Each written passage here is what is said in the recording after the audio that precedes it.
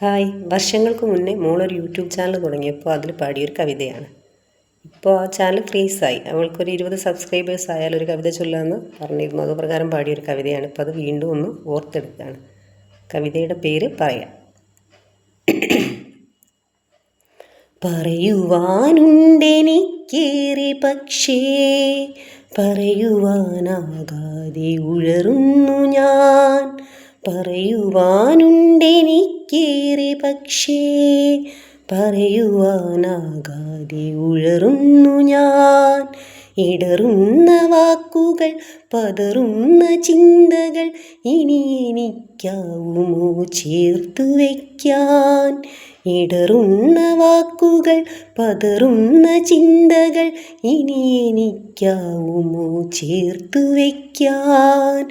പറയാൻ പറഞ്ഞേയിരിക്കുവാൻ മനമങ്ങു വല്ലാതെ വെമ്പിടുന്നു. എൻ്റെ മനമങ്ങു വല്ലാതെ വെമ്പിടുന്നു.